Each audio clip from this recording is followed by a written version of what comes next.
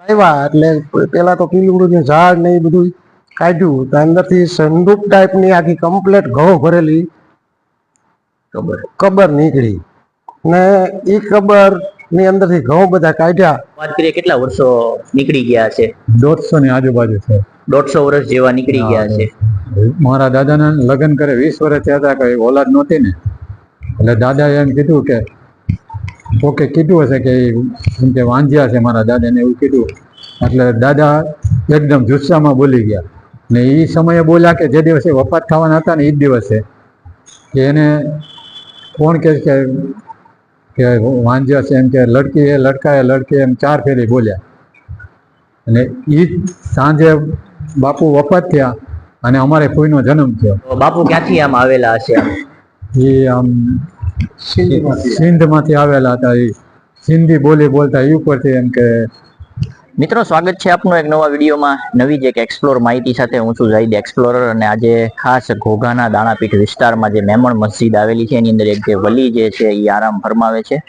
એના વિશે આપણે તમામ પ્રકારની માહિતી જે છે એક્સપ્લોર કરવાની છે. ખૂબ જ જૂના વલી છે, 100-150 વર્ષ જૂનું છે. ઘણી બધી કરામતું છે, ઘણા બધા અકીદતમંદો દૂર દૂરથી આવે છે. અને મરકીના રોગ જ્યારે આવ્યો હતો ત્યારે પણ આ વલીની એક ખાસિયત રહી છે. તો સંપૂર્ણ હિસ્ટ્રી આપણે જે છે એ જાણવાના છીએ. તો ખાસ વિડીયોમાં કન્ટિન્યુ બન્યા રહેજો. વિડીયોમાં મજા આવે તો લાઈક, શેર અને સબસ્ક્રાઇબ કરવાનું ન ભૂલતા. મિત્રો, આ જે તમને દેખાય છે એ દાણાપીઠ વિસ્તાર છે ઘોઘાનો, બરાબર છે. અને આ જે છે મેમણ મસ્જિદ છે. મેં તમને કીધું કે ઘોઘાની જો વાત કરવામાં જવાનો દરવાજો છે મેમણ મસ્જિદનો આખો જૂનવાણી છે, બરાબર છે, તમે જે જોઈ રહ્યા છો, બરાબર. હવે આની અંદર એક જે અજીમ વલી જે છે એ આરામ ફરમાવે છે. આપણે અંદર જાશું.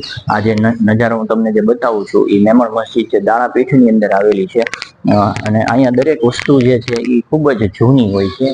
નિગાહે વલી में वो तासीर देखी है, बदलती हजारों की तकदीर देखी है. એવી જ રીતે જે ઘોઘાની દાણાપીઠ જે મેમણ મસ્જિદની અંદર મેં તમને આગળ કીધું કે વલીની જે મજાર આવી છે ખૂબ જ કરામતી છે. અને કહેવામાં આવે છે અહીંના લોકો કે ઘોઘાની અંદર છેલ્લા જે આ વલી જે છે એ જેને કહેવાય કે એમના જે ચમત્કારો છે, એમનાથી જે બાબસ્તા હોય એના બુઝુર્ગો એ જાણવા મળ્યું છે. તો એમની હું તમને હવે જિયારત કરાવીશ. અને આગળ જે અહીંના કોઈ જિમ્મેદાર છે, બાપુની હયાતીમાં એમના બાપ દાદાઓ છે, એમની સાથે બેઠેલા છે, એમના કોઈ ચમત્કારો છે, એમના જે કાંઈ જે એના ફેજ છે એ ફેજથી દરિયાફ્ત થયેલા છે એ લોકોનો આપણે એમની સાથે વાત પણ કરીશું. કન્ટિન્યુ વિડીયોની અંદર બન્યા રહેજો. તો આ જે વલી જે છે એમની જે આ મજાર છે તમે જોઈ રહ્યા છો, જે આપણે ઘોઘાની અંદર મેમણ મસ્જિદની અંદર જે આવેલો છે હજરત રોશન જમીર પીર લવિંગ શાહ બાબા રહેમતુલ્લાહ અલી, બરાબર છે. આ અજીમ હસ્તી છે, એમના ઘણા બધા ચમત્કારો છે. વાત સાંભળી અહીંયા બુઝુર્ગોની યારે બેઠા હતા તો એમની યારે ઘણી બધી ગુફ્તગુ થઈ છે, બરાબર છે. મરકીના રોગમાં પણ બાપુએ ઘણી બધી જે વાતો કરી છે, ઘણા લોકોને સંતાનો આપ્યા છે, આવી ઘણી બધી વાત છે. અને બહુ જલીલું કદ્ર વલી છે. અને કહેવામાં આવે છે કે ઘોઘાની અંદર તો અનેક મજારો છે, અનેક વલીઓ છે, ઘણી બધી એવી હસ્તીઓની જે છે મજારો આવેલી છે. પણ કહેવામાં આવે છે કે આ જે વલી જે છે લવિંગ શાહ પીર એ છેલ્લા વલી છે. અને પછી કોઈ અહીંયા આગળ ઘોઘાની અંદર એવા ચમત્કાર છે, એવા વિલાયતથી લોકોને કોઈ ખબર નથી. પણ આ જે છે એમના 150 વર્ષ ત્યાં થઈ ગયા છે. તો કન્ટિન્યુ વિડીયોની અંદર બન્યા રહેજો.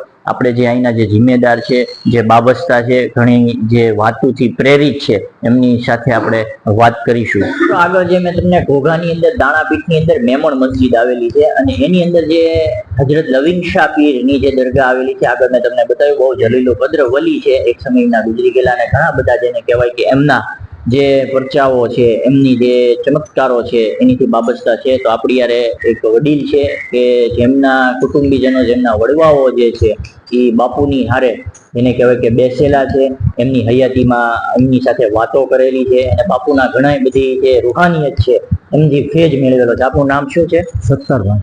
સત્તારભાઈ, હવે બાપુની જો વાત કરીએ કેટલા વર્ષો નીકળી ગયા છે? 150 ની આજુબાજુ છે. 150 વર્ષ જેવા નીકળી ગયા છે.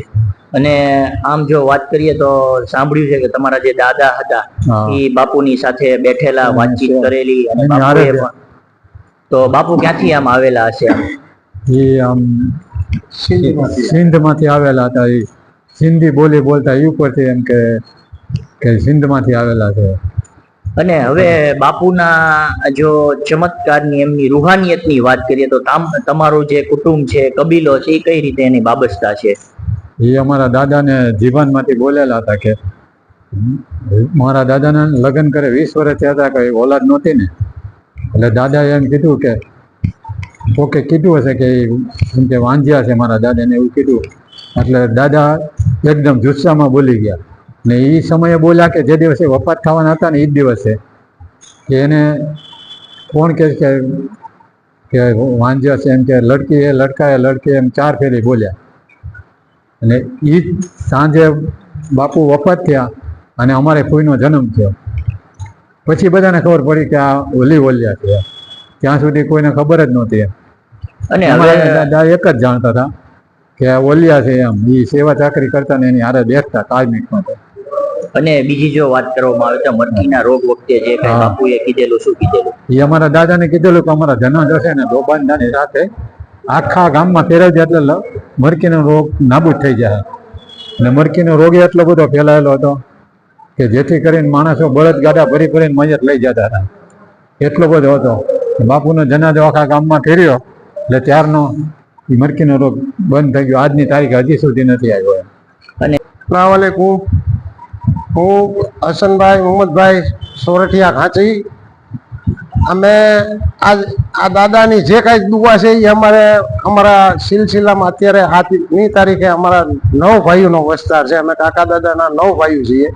એની અંદર અત્યારે અલ્લાહની મહેરબાની, દાદાની દુઆ કે અત્યારે ખોટું નહીં, અમે એનો ખૂબ જ યકીન કરીએ છીએ. અમારા સુરતથી આવે છે, પછી દસાડા, માંડલ, વિરમગામ, પછી આજુબાજુના જેટલા ગામ છે એ બધા ગામના એ બાજુના પણ આવે છે. એ લોકો એમ કહે છે કે ભાઈ અમારે ત્યાં દાદાની હારે અમારા ત્યાં વળવા બેઠતા.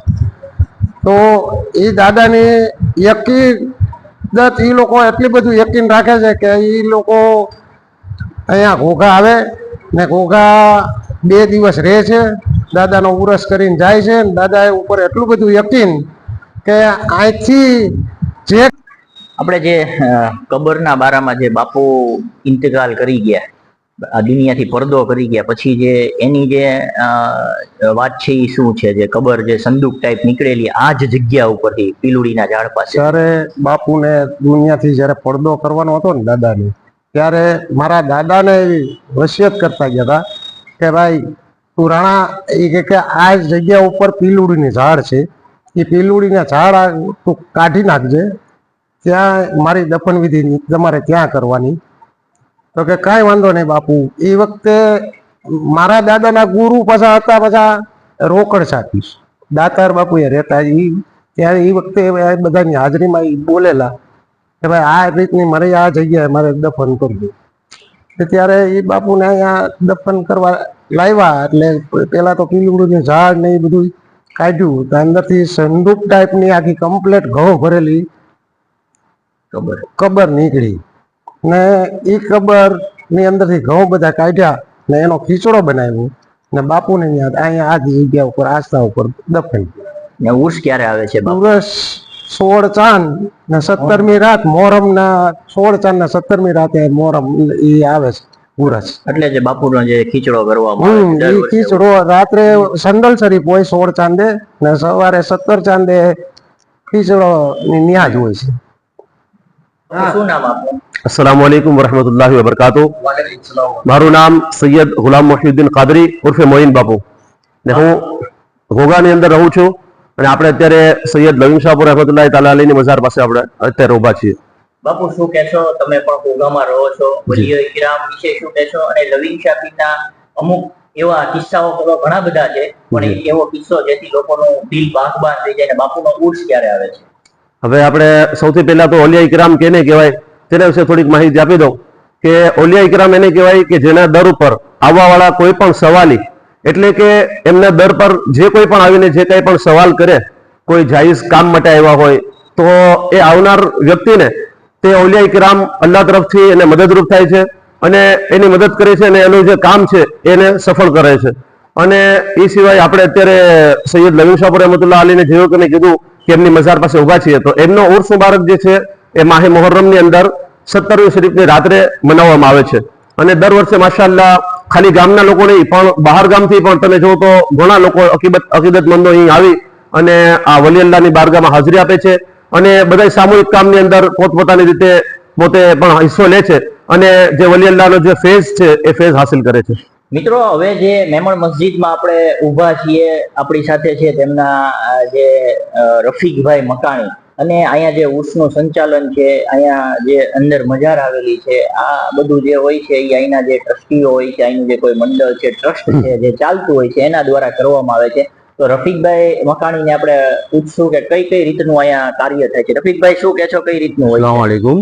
હવે અમારે મેમણ જમાતમાં અત્યારના પ્રમુખ છે ઉસ્માન ગની હમીદાણી બાબાભાઈ ઉર્ફે, પછી ઉર્સ કમિટીના મેમ્બરો છે જિલ્લાનીભાઈ હમીદાણી, પછી મોહસિનભાઈ હમીદાણી, ફિરોજભાઈ મકાણી, હનીફભાઈ ખેરડિયા, પછી સુરતથી અમારા ખાસ મહેમાન આવે છે સાજિદભાઈ મકાણી જે વર્લ્ડ મેમન ઓર્ગેનાઇઝેશનના સભ્ય છે, પછી ઉર્સ કમિટીના મોહસિનભાઈ, એમ બધા થઈને બહુ મોટી જહેમત ઉપાડીને એ લોકો બધા સાથ સહકાર આપીને જ્યાં ખીચડો હોય છે ને ઘોઘામાં આમ જોવા જાઓ તો મોટામાં મોટી નિયાજ અહીંયા લેવિસા દાદાની થતી હોય છે અમારે.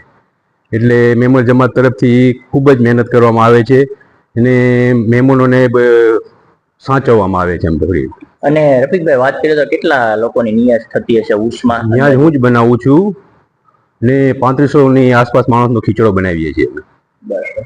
તો મિત્રો આ જે તમે સંપૂર્ણ દ્રશ્યો બધા જોયા, ઈ જે છે ઈ જે આ લવિંગ શાહ પીર જે છે એમના તમને મેં જે તમને સંપૂર્ણ માહિતી આપી, બાપુની તમે આગળ વાત સાંભળી, અમુક ચમત્કારો સાંભળ્યા, ઘાંચી સમાજથી સાંભળ્યા, મેમણ સમાજના લોકો જે અત્યારે જે છે ટ્રસ્ટમાં છે. તો ખાસ કરીને અમે આવા જ વિડીયો બનાવતા હોય છે વલીઉલ્લાહના, બરાબર છે, અને જેને કહેવાય કે અલગ અલગ પ્રકારની આવી સ્ટોરી બનાવતા હોય છે, એક્સપ્લોર કરતા હોય છે. વિડીયોમાં મજા આવે તો લાઈક અને શેર કરી દેજો. સર્વપ્રથમ અમારી ચેનલમાં જો તમે વિડીયો જોઈ રહ્યા તો અમારી ચેનલને સબસ્ક્રાઇબ કરી દેજો.